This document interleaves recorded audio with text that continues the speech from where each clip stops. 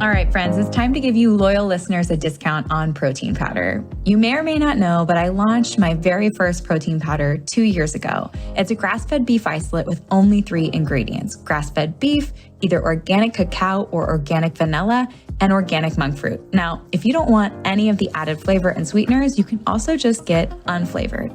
And no matter what flavor you choose, you're getting over 23 grams of protein per scoop, which is going to keep you full and satisfied between meals.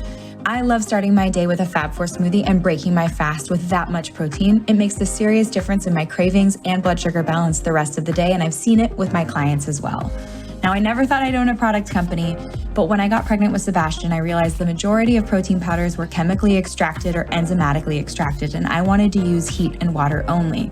I wanted minimal ingredients because we don't need those emulsifiers, fillers, or added vitamins, minerals, and probiotics. All of those additions increase the chances that it's not going to work for your body, whether it be bloating, digestion issues. I just wanted pure, clean protein to keep you full and satisfied so you could build the most delicious Fab4 smoothie. And I have to say, I'm pretty proud of the flavor. If you take a look at our reviews on Amazon, you'll see 5-star reviews for flavor. And that is key, because if you don't love your Fab4 smoothie and you don't love drinking your protein powder, you're not going to do it. It won't become a habit, and it's consistency that outpaces everything. So if you're here and you're listening and you want to give our protein powder a try, use the code podcast5 for $5 off your order. And let me know if you love it. My favorite ways to apply this protein powder is in my Fab4 smoothie, making freezer fudge, making chocolate milk, making hot chocolate, and throwing the unflavored into all my kids' baked goods. So let me know how you use it. Let me know if you love it, and share this podcast deal with your friends.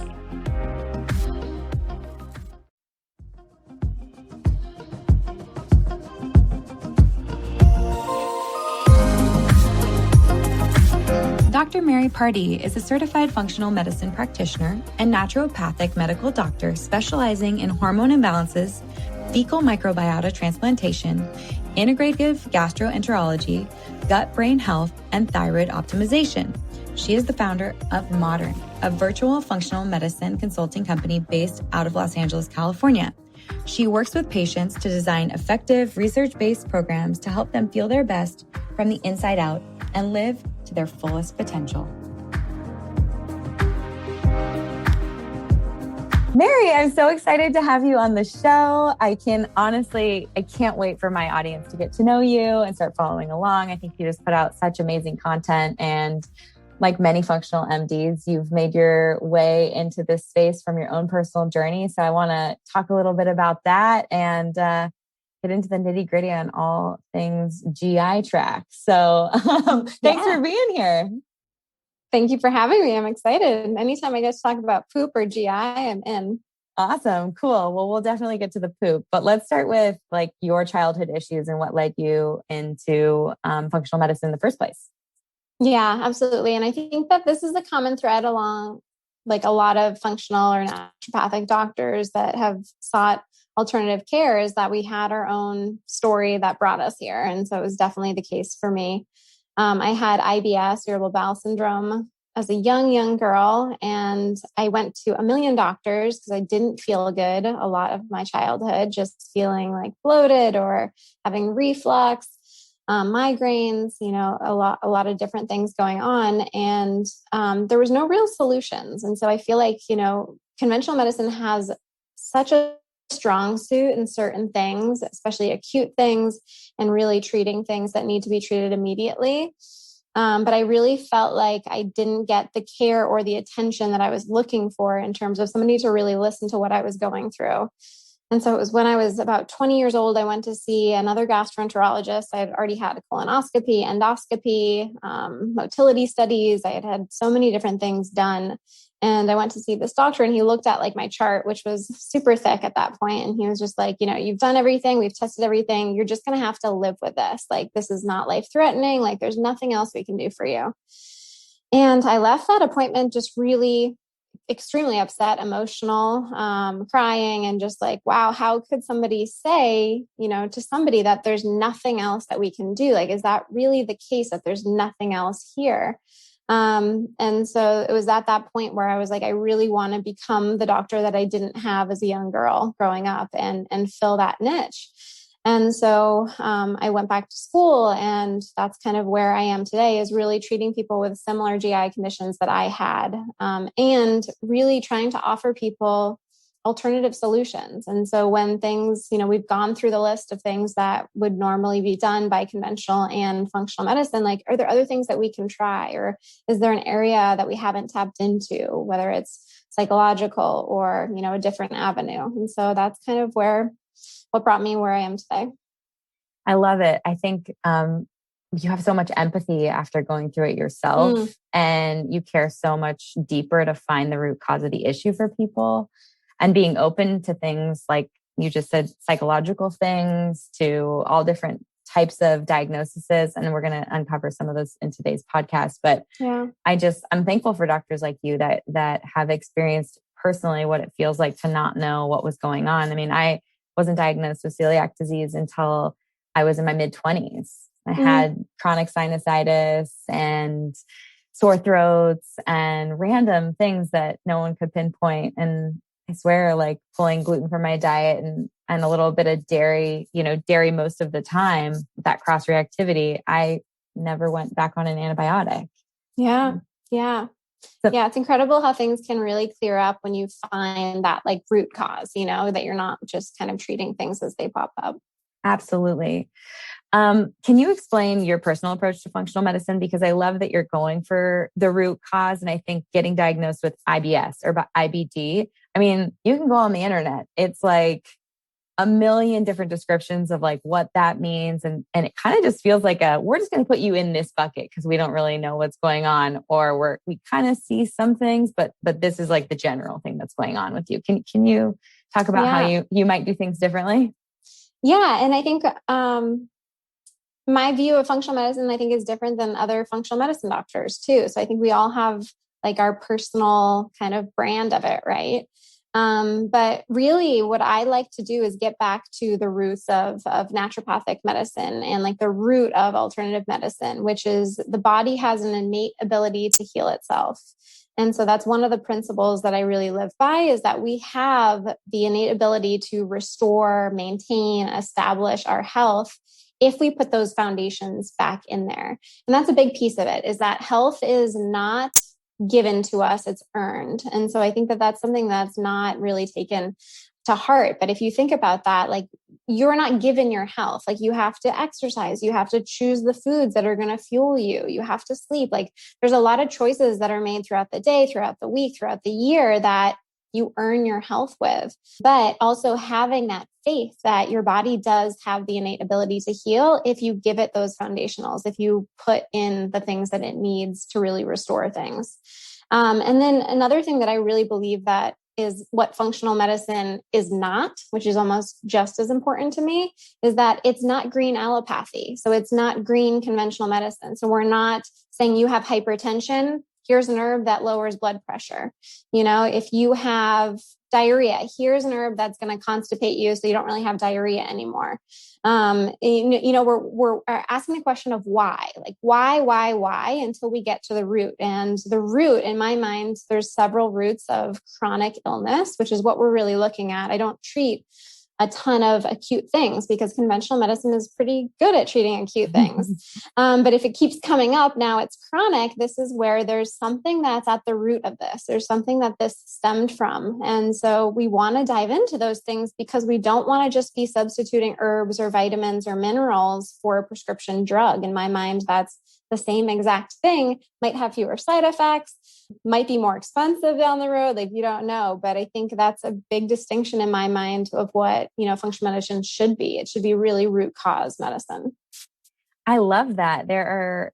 It definitely differentiates you from certain functional MDs who will do all the diagnostic tests and then send you home with a Costco-sized box of supplements to heal all your ailments, instead of even going a level deeper, which it sounds like you're all about, which I love, because again, we're not treating the symptom and we're not just band-aiding with a pill bottle, no matter whether it's prescription or supplement. Yeah. And sometimes, I mean, I do use herbs. Like I love botanical medicine and I use supplements. But I always want to be talking to the patient of, okay, you need to be on this for 6 weeks because your body got out of balance. And now you have an overgrowth of this bacteria in your small intestine. And so we need to get that down. But we need to figure out why you got here in the first place. And so some people aren't ready to answer that question in the beginning. So it might be that we're treating somebody longer. It was just this week where I was talking to a client and I think she was finally ready to start to talk about what was really going on, and it gets to the point where people are like, am I going to have to be on all these supplements forever? I'm like, no, but why are you holding all of this tension in your gut? Like if we can start to talk about that, like why you're tense, why you're holding in this anger, like this frustration, have the more difficult conversations. That's when you see long-term healing that you'll never need the Band-Aid that's even an herb at that point. I love that. How many times do you find yourself really focusing on psychology more than even like a physical ailment? Yeah. And so my colleagues laugh at me because I work with two other doctors and I've gone so deep into mental health this last year that like everything to me comes back to that, but I think that there's good reason for it. And I'm not going to like pivot from that because I really do think that the root of most chronic illnesses I'm talking about. I think the root of a lot of those are going to be spiritual, mental, emotional ailments that we've really started to develop personas around. So like hypertension, for instance, there's anger under there somewhere. There's some reason that you are holding pressure that's actually increasing your blood pressure. There's a lot of minute details. And of course, there's physiology, and we don't forget any of those things. But I think it's fascinating how the mind and the body work together. And that's really where this is where I see like long, like life-changing healing happen. I love that. I love that so much because you're really talking about the body keeps the score.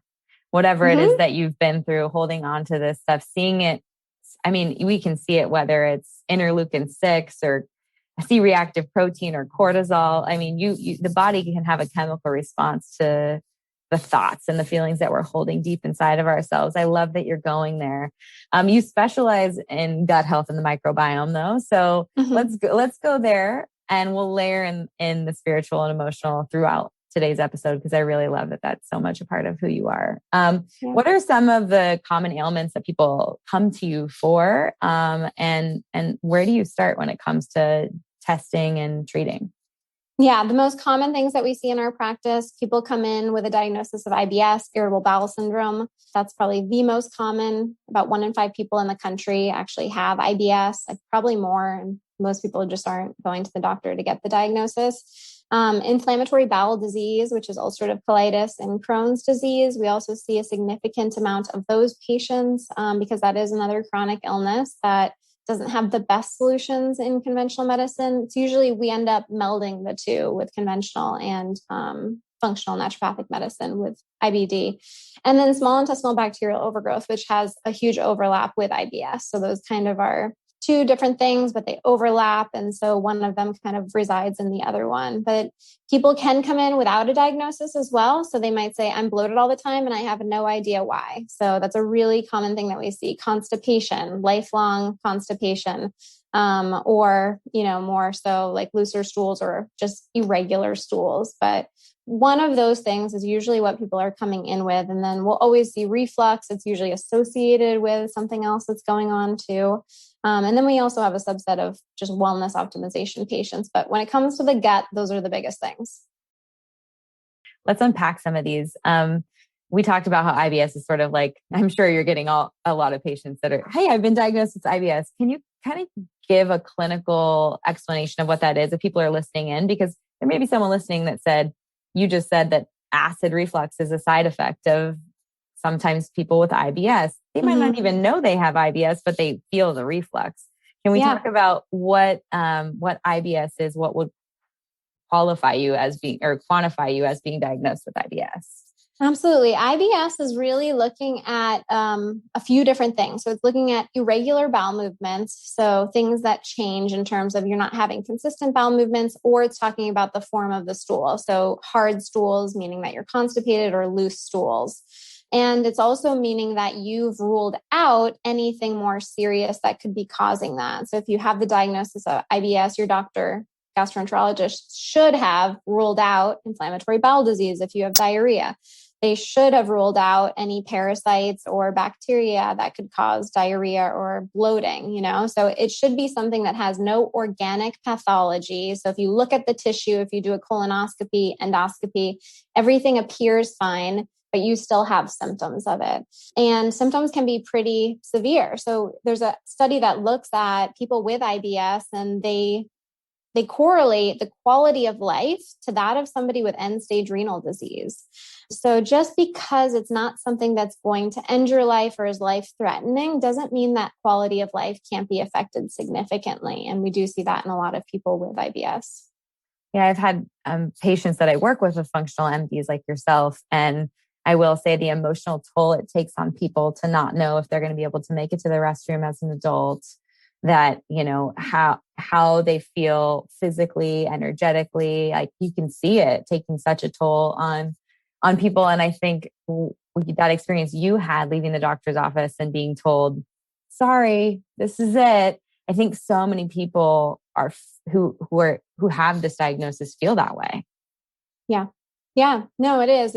It's really a syndrome that doesn't get a lot of attention. In conventional medicine, at one point, it was really written off as it's a disorder of the mind. So it's more people are just anxious, and that's why they have gut issues, or they're just depressed. And so I think that stigma has stuck around, and sometimes it's really dismissed in terms of, don't worry about it or go see your therapist.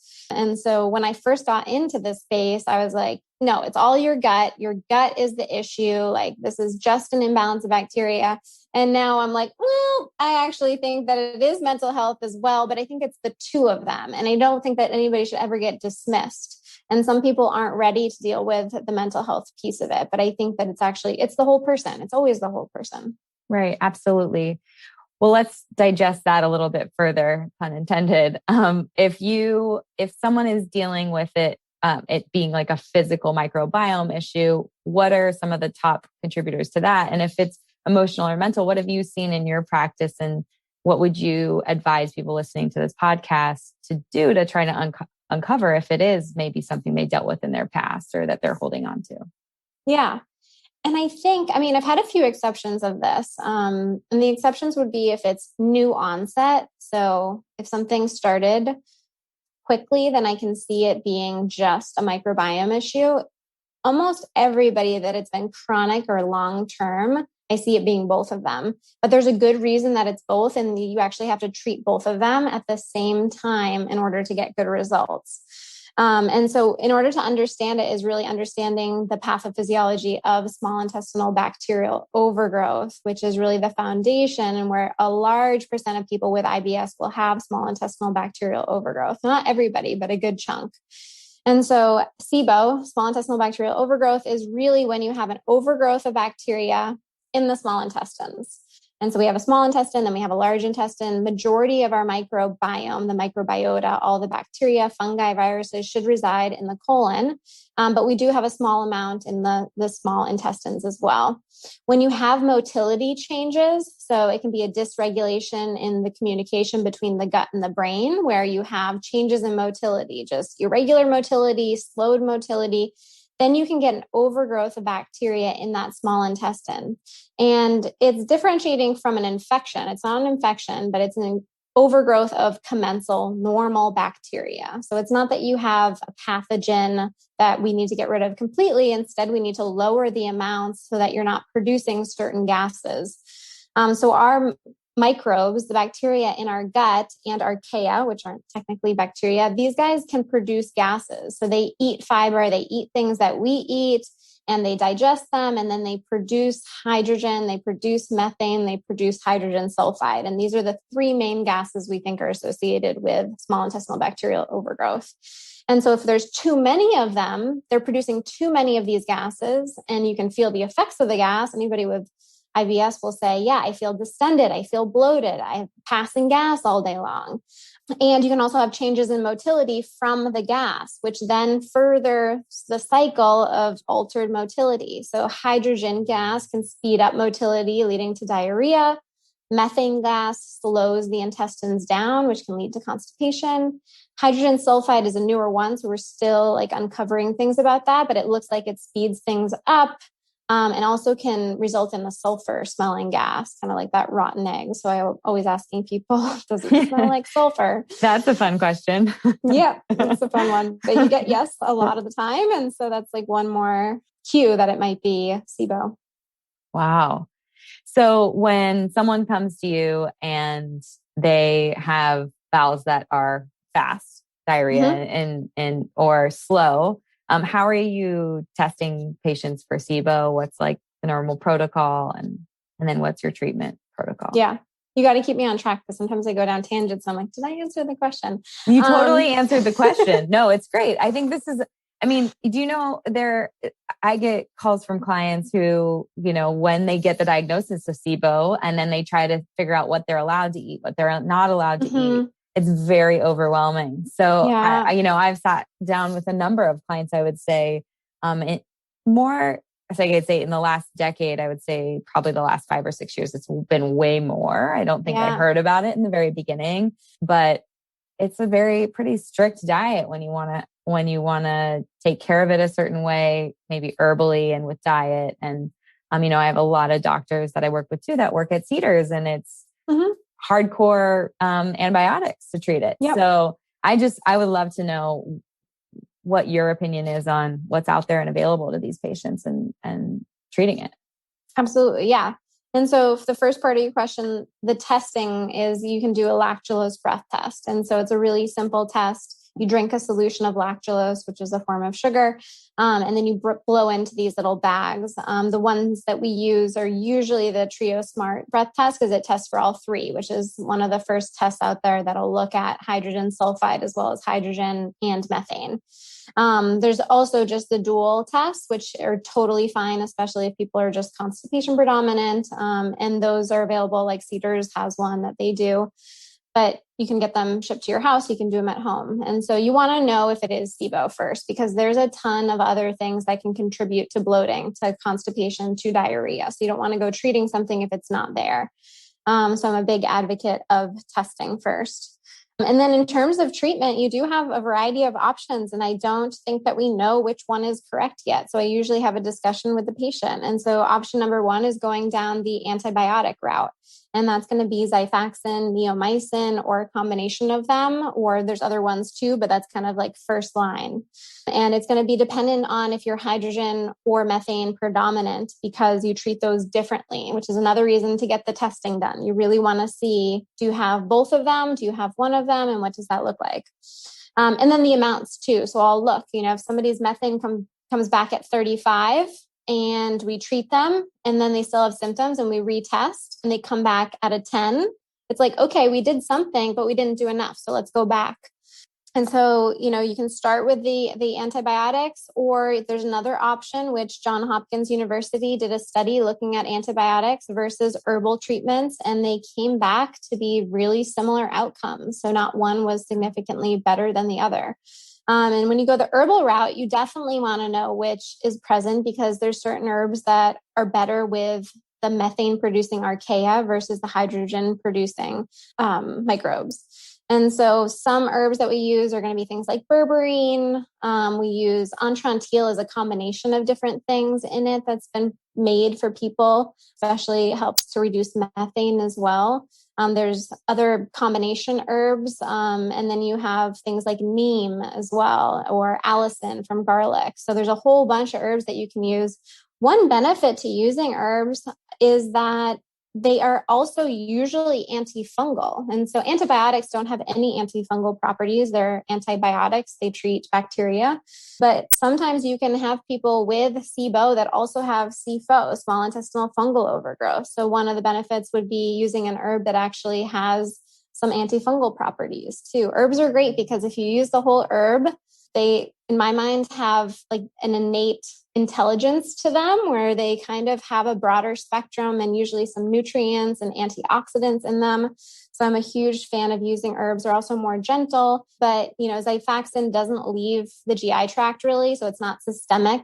So Xifaxan as an antibiotic, I'm not against either. So I use a combination in my practice, and I really want to have a discussion with the patient. Another thing to think about is time for treatment. So antibiotics take 2 weeks. Antimicrobial are going to be 4 to 6 weeks treatment. There's very few times, I would actually say never, that I'm just using the antibiotics. Sometimes I'll use both of them, because usually people are coming to me because they've tried the antibiotic already and it came back or it didn't work. And so we need to be a little bit more aggressive. Yeah, I feel like the majority of SIBO clients that I have, it's multiple rounds, and they're having a hard time sticking to the diet that wouldn't cause it to overgrow. And it's interesting because I'm sure it's lifestyle too. It's all kinds of things. You use the reference range of methane being at 35 and dropping to 10. Is there a place in which you've used the herbals and the antibiotics and you think, okay, we know it's gone? Would it be at a 0? Would it be at a 1, a 2, a 5? Like, what's an acceptable range of you don't have this problem anymore? Because everything kind of feels like it's on a sliding scale and it's not like black and white. Yeah, it's not. And for me, if somebody comes back and they say, I'm 95% better, I feel amazing, my stools are normal, I no longer have any diarrhea, or I'm not constipated, I feel great, I might not retest them. There's a good chance that I don't retest them. And so I'm really looking at that 95% or better, and it's completely subjective, but that's what I usually go by. If somebody's like, I'm 50% better and we've tried a bunch, then we're retesting. And so in that person, for methane, I'm really looking to get methane less than 3 if they are constipation predominant. And then hydrogen, I'm a little bit more flexible with. I'm looking more towards the reference ranges for hydrogen, which depending on the lab is around 20 or less, but really basing it on symptoms too. But methane, if you can get methane under 3, then you should see symptom improvement, if that's the cause of it. And so if you've reached that and you're at 0 and you still have constipation, then it's back to the drawing board. What else is causing the lack of motility? Absolutely.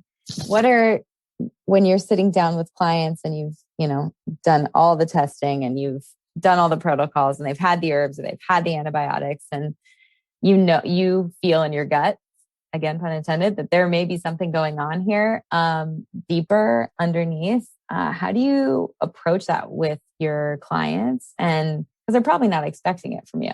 Mm-hmm. Yeah.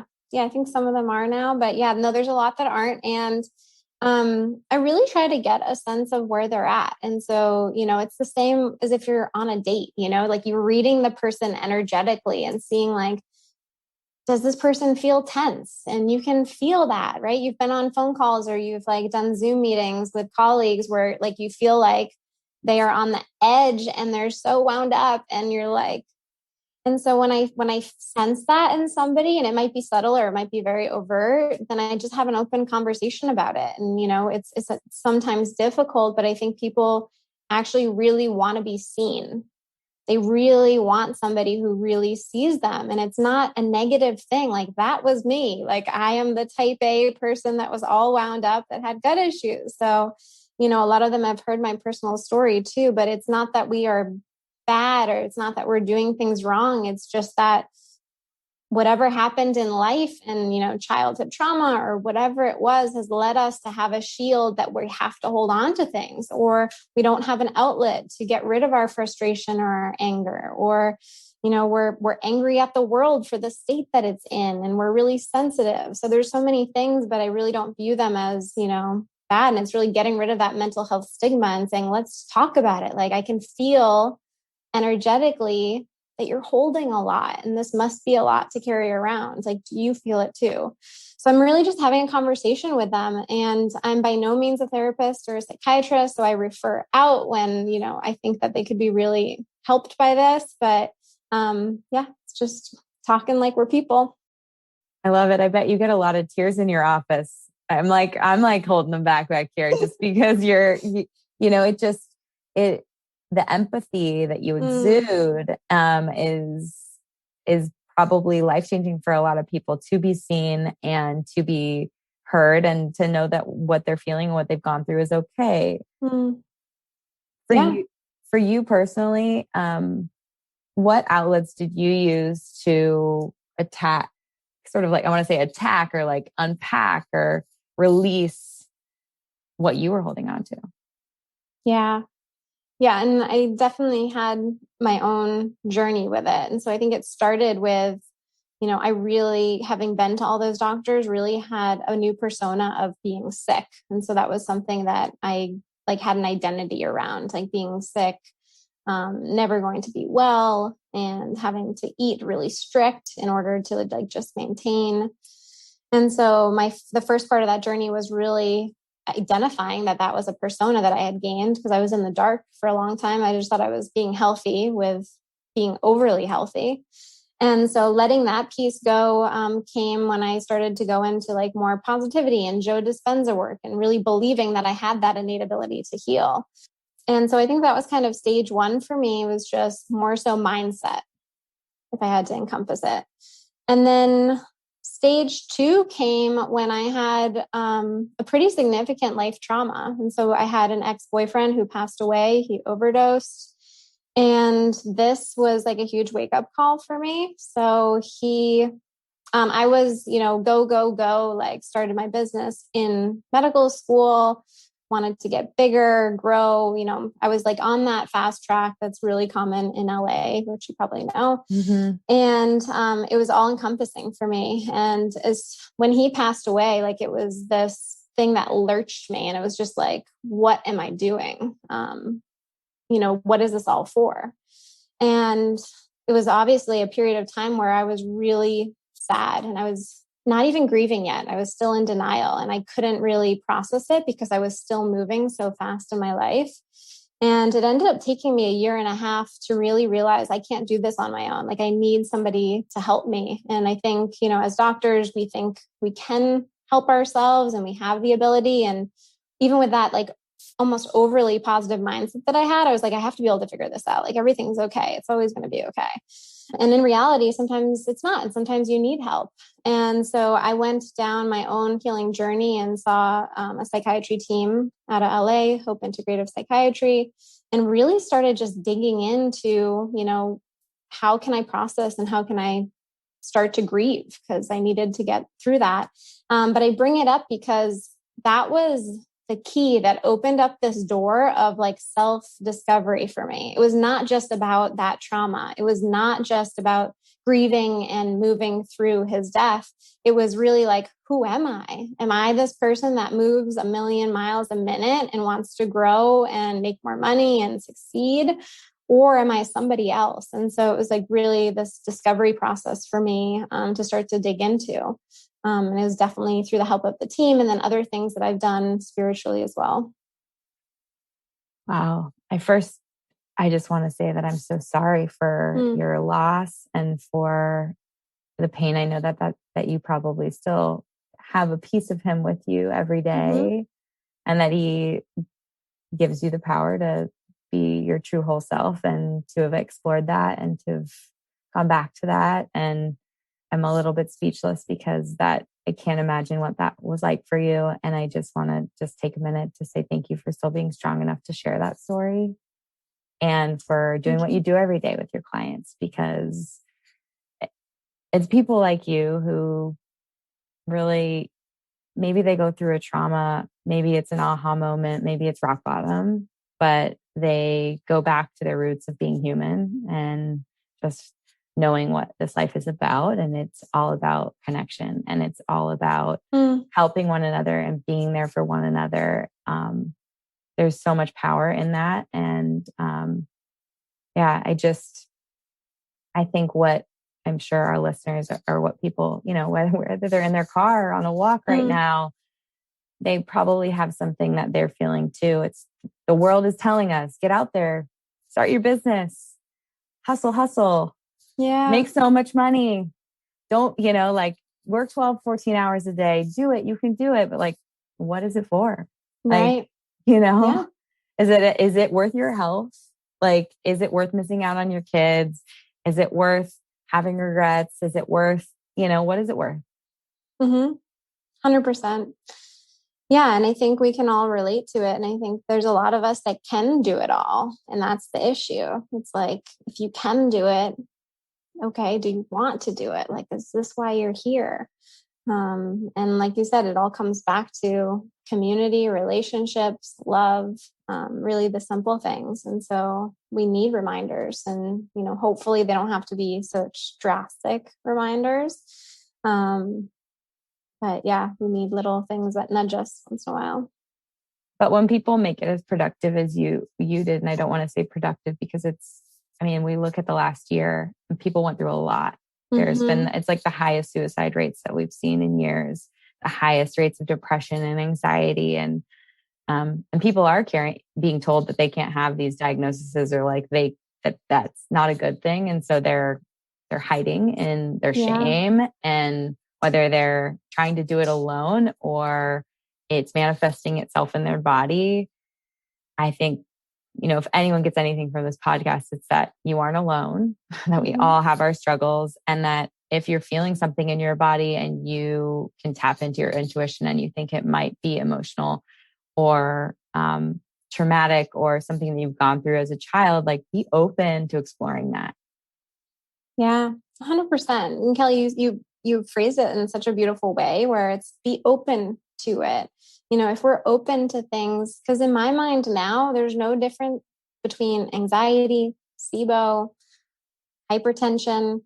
Like all of these things are the same. Like our mental health is no different than our gut health, our physical health. And so we need to start to break down the stigma. And I think that this is where, the world of functional medicine can really be of service to people, saying that, it's all part. It's the whole person that we need to be looking at. Absolutely. The whole being. Mm-hmm. So when you work with a client and you make suggestions as looking at them as a whole being, what are some modalities that you suggest to people? Diet, lifestyle, sleep. What are those sort of non-negotiables for you when you want to support a client to feel their best? Yeah. In terms of like foundations of health you're talking about? Yeah. And especially specifically for like IBD and SIBO and, because gut related, like you kind of mentioned that, you were doing the healthy thing, quote unquote, and you were being probably sounds like maybe type A about it and very strict. What are the recommendations you make to your clients when it comes to nutrition based on these diagnoses? Yeah, absolutely. So whenever somebody comes in with any sort of GI issue, almost regardless of the cause, I'm going to be starting with an elimination diet. And so especially IBS, SIBO, we start with an elimination diet. I try not to do a ton of food sensitivity testing because I think it can promote more orthorexia and just restrictive eating. So I think an elimination diet is a great place to start. And it's really getting you to a healthy diet. So it shouldn't be a super restrictive diet that you end up with there. It's like taking out certain things. We usually will take out gluten, we'll take out most grains, we'll take out dairy. For gut specifically, I'm going to take out nuts out of the diet too, because those are a big trigger for people. We take out corn, we take out eggs, caffeine, legumes are another one where it's like gut specific. I'll take them out for a period of time, and then any sweeteners and sugars. And so we're doing this for 30 days, and then you reintroduce them step by step. And some of them, I don't care if you ever reintroduce, like gluten, dairy, like you can have a very healthy life without those things. If you love gluten, then I'm saying, let's put it back in the diet and see, unless you've been diagnosed with celiac, or I suspect celiac, we'll do testing as well. But definitely want you to try to put back in grains. Definitely want to try to put back in legumes, like things that have health benefits to them. Eggs, same thing. And so you put these in methodically and say, did I do well with it or did I not? If you didn't, keep it out for now. We'll revisit it. If you did well with it, then put it back in the diet and then see how your body feels. So sometimes, and this is my optimal thing, is this is all we need to do. We're done. It's solved. And it's because the person was eating a standard American diet that's not really real food, so they're eating a ton of processed foods, which get taken out. And so when we simplify things, that can be really, really helpful. The other one with the gut specific is we're going to reduce or take out raw vegetables. which I don't think are a bad thing at all. And those are one of the things that I want you to put back in. But when there's gut issues going on, we really want to baby the GI tract. So you think about it like a little baby. You never give a little baby raw kale or celery, right? And expect it to chew it and digest it. So we're really trying to do like soups, stews, cooked vegetables, things that are easier to digest so that we take some of the pressure off the GI tract. And so you start to feel better sooner too. And then we'll add those back in eventually as well. But that's kind of where I start, is just like a really conventional elimination diet. And then we'll put things back in. And then the other things that I'm talking about with people are mindful eating and not overeating, which are two big ones. And so with mindful eating, you're producing a lot of your stomach acid, a lot of your pancreatic enzymes just by preparing your food and like sitting with it. And so this is a huge one that I see, and it's totally free. You don't pay for a supplement, but really just appreciating your food, smelling it, sitting with it, and letting it actually digest, and not eating if you're not salivating and ready for food. So the number of times that I've done it myself, where you're in the car and you're like scarfing down a bar of some sort, it's like, and then you're bloated after, and you're like, why am I bloated? It's like, well, you're in traffic in LA and you're trying to digest. Like, it's just not going to work. And so, yeah, just really getting more in tune to your body. And then walking is another non-negotiable for me. So it's 10,000 steps is the minimum. We're looking at like 12,000, 13,000 to increase to. And that's about motility, which with SIBO, you have to reestablish motility.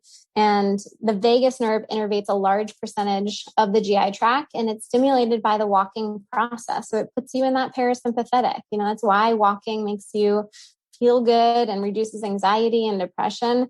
But it also helps to stimulate motility in your GI tract. So between meals, you're actually moving things through so that you don't have an overgrowth or fermentation of the carbohydrates that are in there. So that's another biggie for me.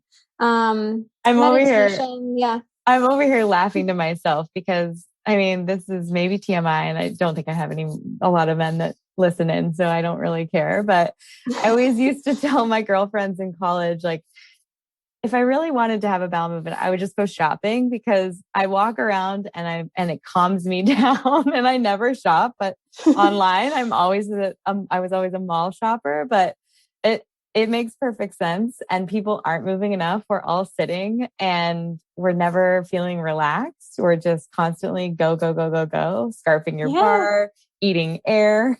You're like barely breathing. It's amazing. It's amazing. I love that that's part of your program. You mentioned the vagus nerve, so we have to go there.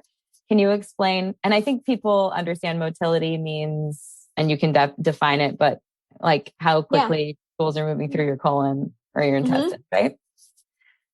Yeah. So you have there's two things going on in your gut, but basically you have your parasympathetic and your sympathetic nervous system to start. Those are part of your autonomic, meaning they run on their own. You don't tell your vagus nerve to fire, but it fires on its own when it's in a good place. And so you have these two branches, and the parasympathetic is also known as rest and digest because it innervates a lot of the GI tract. So from your mouth all the way down to the lower part of your colon is innervated by the vagus nerve. And that means that when we're in the parasympathetic, or more so in that, rest and digest state, we have more motility going on. So if you're laying down, sometimes you'll actually notice, like, you hear like your stomach gurgle, or you can like feel things. That's good. That's normal. That means things are moving, things are digesting. You have peristalsis taking place. And so that's why, we want to trigger that vagus nerve. The opposite side, say you're in traffic or you're in line at the grocery store and the woman's like looking for 20 more pennies out of her purse, and you're like, oh, like, why is this taking so long? That's the sympathetic. You're in more of a sympathetic state there, where you're more in survival. Like, you're trying to like move things quicker. Like, you're trying to like think of, your errands that you have to do after pick up the kids. So that's more of a sympathetic state, where you're actually shutting off that parasympathetic. And so you're not having the digestion take place. And this is always, a combination of the two. So you're never just parasympathetic, never just sympathetic, but you want to be more in that parasympathetic when you are digesting your food. And there's a lot of things that you can do to get into that parasympathetic. Walking is a great one though, because it really, I see it being really effective because of the gravity as well. So it's different than riding a bike because we're designed to walk. And so with every step that we take, there's also like gravity that's moving things down our intestinal tract. And I mean, there's a lot of people that will attest, they go for their morning walk and then they have their bowel movement. So that's my go-to. I love it. Get walking, everyone. So I cut you off because I just was excited about what you were saying, but you were going into mindfulness, which I think is a perfect segue because you were talking about getting into that parasympathetic state, rest and digest. What are some of the other, recommendations that you make for clients? Yeah. And so like mindfulness meditation or any sort of meditation, if you already have one that you like, is really kind of like a non-negotiable where it has to be integrated somewhere. So it can look so different.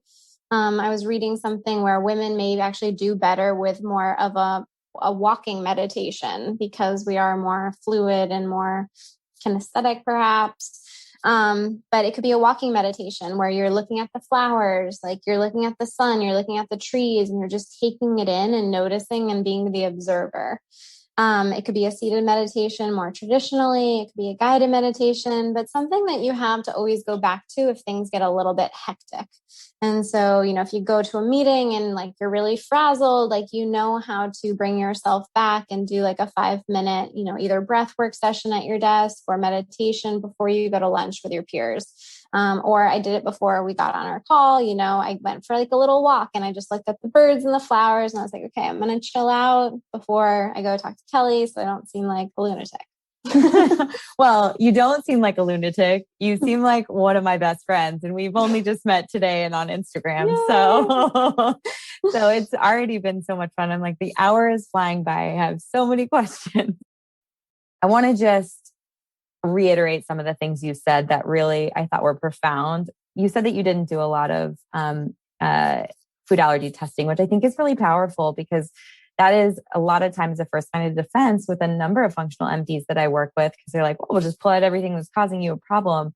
But so many times I see clients weeks later, months later, years later, and they still aren't eating any of the things that were on their elimination diet. And you touched on it. It's kind of orthorexic tendencies. And depending on the state of their gut, there could be a lot of foods that come back as firing their immune system and having antibodies and being in the red or however, their results come back. I thought that was really going the route of an elimination diet is so powerful and it's free. Like anyone listening could start living that diet and bringing, taking things out and bringing them back in and really checking in with themselves. Like you're teaching people to evaluate how they feel, which is super powerful.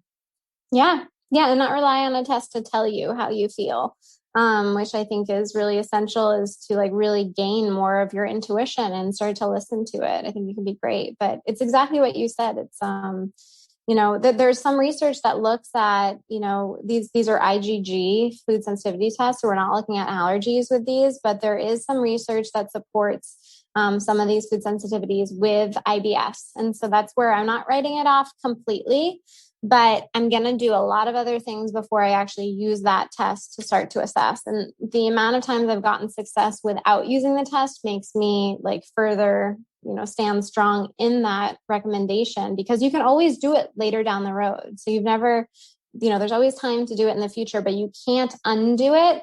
And when you do it, a lot of people that see those results now develop this fear of food. And if you're developing a fear of broccoli, green beans, like arugula, like things that are healthy foods, then there's an issue. If it comes back and it's like sugar and, dairy, then I'm like, okay, great. Like now just don't eat those things. But a lot of the times we'll see a bunch of things light up. And some of the times it's not even the food that's the issue. It's intestinal permeability. So, leaky gut is another way to put it, but I'll always go ahead and just treat that first before doing the testing. Because if that cures it, then it's one more thing that I didn't have to, spend the patient's money on or create any sort of fear or apprehension about healthy foods.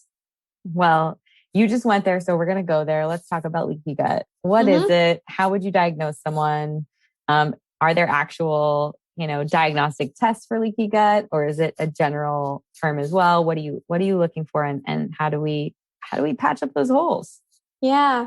Yeah. So intestinal permeability is now in the research. And so it used to be called just leaky gut, and conventional doctors would laugh at that and say there's no such thing as that. And now it's in the research, and it has a fancier name called intestinal permeability, which is real. So leaky gut, not so real, but intestinal permeability, real. It's the same with adrenal fatigue, not so real. HPA axis dysfunction, very real.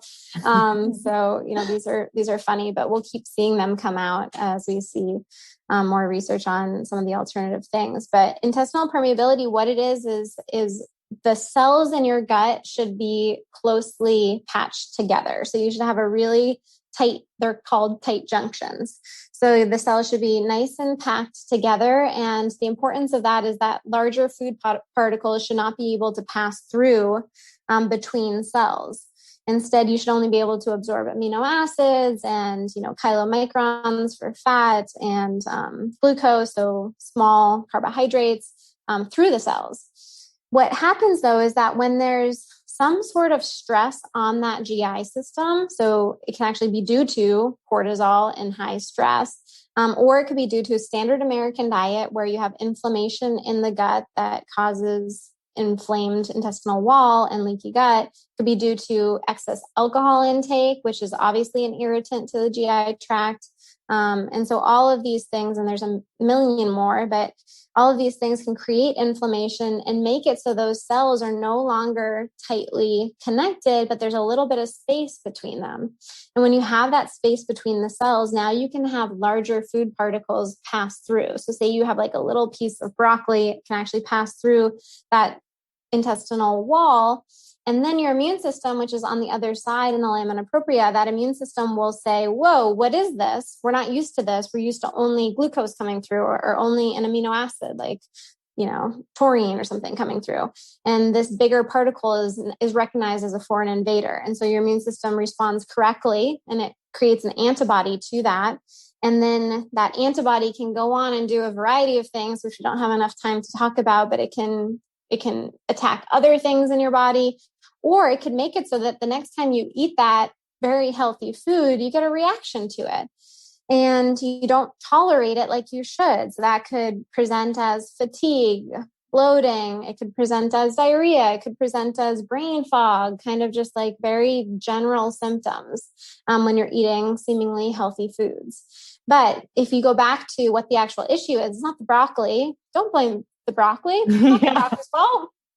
You got to blame the intestinal permeability. So you have to figure out why those cells are no longer close together and they're allowing food particles in. And so if you do a food sensitivity test and you come back and it's like there's like 20 or 40 things highlighted, that's almost always intestinal permeability and not a food sensitivity, because all of those things are crossing over. You have all of these antibodies that are being created, and that's why you're having symptoms with a lot of different healthy foods.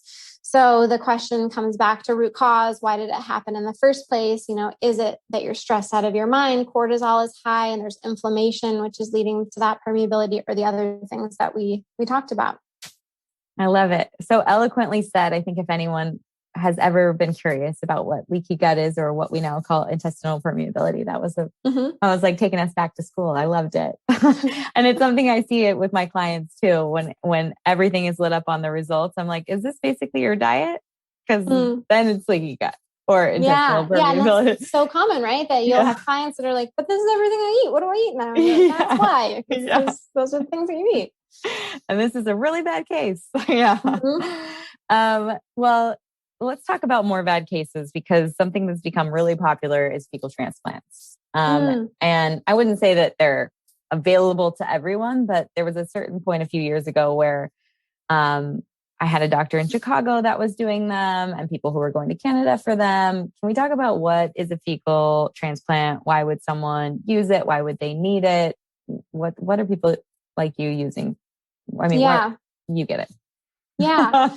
So fecal transplants, fecal microbiota transplantation, it's FMT is the short name for it. So I might use that. it's actually kind of what it sounds like. So you're taking feces from somebody who is healthy and has been screened, which is really important. So they've been screened, you know that they don't have any parasites, you know that they don't have any infections, you know that they're not obese. There's several screening tools that you want to do for that healthy donor. It's taking their feces and implanting it into somebody who has a condition that we think is due to changes in the microbiome in the colon.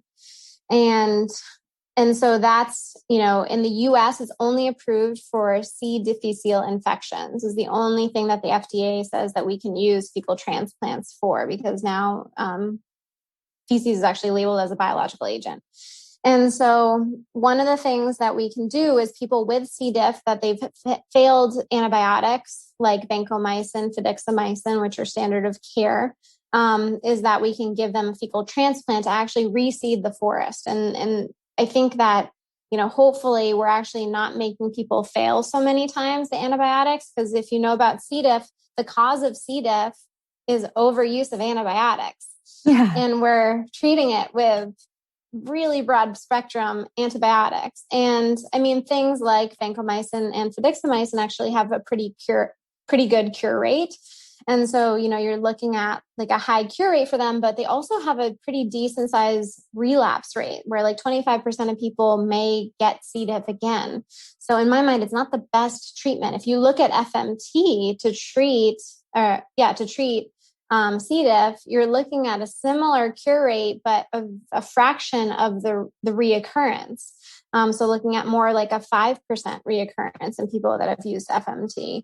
And from a root cause perspective, you wiped out the microbiome, which is what got you here in the first place. So now we're reseeding the microbiome with the bacteria and the milieu, which is part of it. You know, the actual milieu of the feces, whether it's fibers that were in there or whatever is making that up, back into the person that was depleted of it in the first place. So it makes a lot of sense. It's not without risks as well, but there's going to be risks to vancomycin and fidaxomicin too, because you can transmit diseases that way, which is why it's so important to have a screen donor.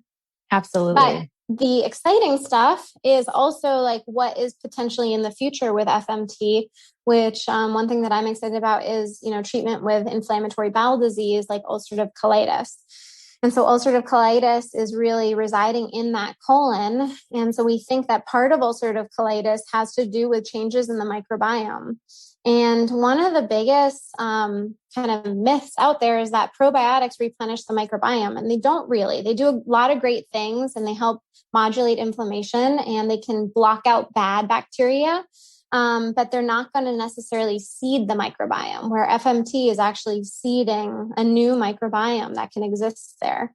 And so with ulcerative colitis, you know, there's a lot of different treatments, but some people will end up going to the biologic route, which are, you know, heavier duty medications. Some of them are intravenous, some of them are oral, but you're looking at, you know, for a really common one is called Remicade. And so Remicade remission rates are about 3 out of 10 people will achieve remission with Remicade. That's like on their website. That's what they say. And with FMT, you know, you're looking at anywhere between 25, 30%. So it's similar. So 3 out of 10 is 30% for Remicade. And you're looking at similar for FMT, possibly better if we do more FMT studies too, to look at, okay, what if we did more of them? Or what if we found the super donor, which is what I think we're going to find is like, what is the ideal donor stool to treat FMT, and what is the ideal donor stool to treat C. diff? I think they're going to be different, but the more we uncover about what went wrong, the more we'll know about what to replenish in these people. But the other thing that we have to consider is risk-benefit ratio. And so with Remicade, biologics, yeah, they can do wonders for people, but they also have black box warnings like increased risk for lymphoma or other malignancies, you know, cancers. And so while I'm never against conventional medicine, I just want to make sure that we're choosing the option with the smallest risk to benefit ratio, most benefit, least risk. And so I think that FMT has, you know, some potential in the future to be a bigger part of treatment in this category. Absolutely. I think people are getting so excited about there is no, not that there is no risk, but like if you do have a good screen donor, poop and poop, you're like, all right, I don't know, and I feel like what I've seen is, I don't want to call it the black market, but people are getting excited about it and wanting to offer it. What are you seeing in regards to like the like swell of excitement for fecal transplants, or you call them FMT? Yeah. I don't know if it's the magic pill, so I don't think that there is a magic pill. The research with IBS isn't incredibly great with FMT. Like, we want to see it better. Not to say that maybe there's a donor that we haven't used yet. That is like the secret key. With ulcerative colitis, I think it's a great treatment option. Is it the magic key? Like, likely not, but I think it's like a great option for people. And the caveat is that you really want to make sure you have a screen donor. So there's a big underground world with FMT, and people are just using, their neighbor's stool, and you can transmit sexually transmitted diseases. You can transmit infectious diseases.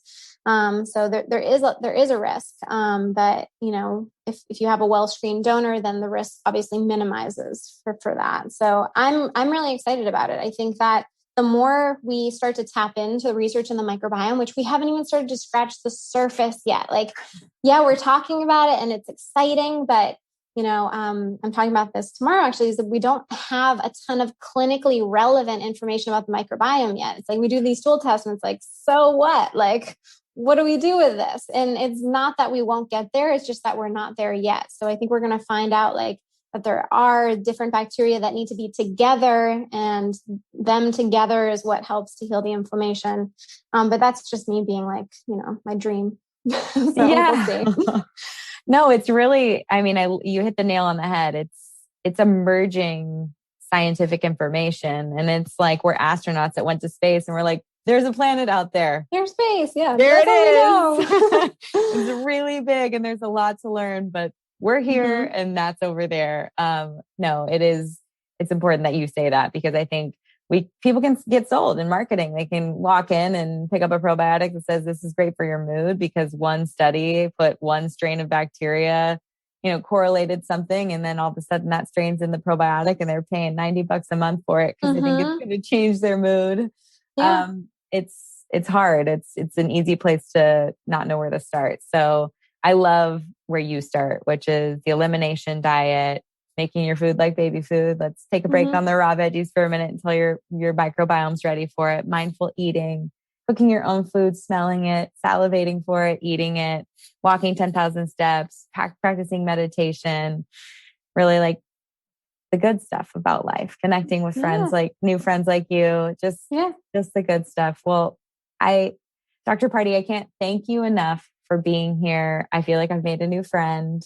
I feel like you've educated the audience, and I cannot wait to see where you go from here and how I can support you. Please let me know how I can. I'm really excited to get people this information. There was so much good stuff here, from unpacking SIBO to talking about IBS and IBD, and I love a base foundation of education for people because it helps them make informed decisions. Also helps them to have a conversation with their doctor about what may be going on with them. Yeah, absolutely. And thank you so much for having me. This was fun. I can't believe that was just an hour. It felt like I was chatting with a girlfriend. And so this is why I love what I do. And we're so lucky. So thank you. Yeah, my pleasure. Where can people follow along? I'm already following along, but where can they follow along and what can they expect from you?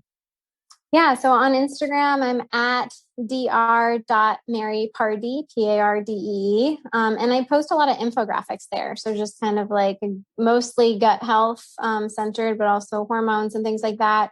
Information, something that's easily to digest and that you can implement. My website is modernmed.com, modrnmed.com. And you can book a complimentary phone consult with one of our doctors. We work in a team care approach. So I work on every case with a set of doctors. And so you get 3 docs on your case. And those are the 2 main places that you can find me. Awesome. Well, we'll definitely have to have you back to go through hormones, because I don't think a lot of people realize that, we're excreting and those every single day, whether that's like through our bowels or what. So we'll have you back again and again. Thank you for being here. Thank you. Thanks. Thank you for listening to Be Well by Kelly. Please subscribe to the show on Apple Podcasts, Spotify, or wherever you listen to podcasts. Learn more at bewellbykelly.com and follow me on Instagram at bewellbykelly. I would love if you picked up my books, Body Love and Body Love Every Day. They're sold on Amazon and at all major booksellers.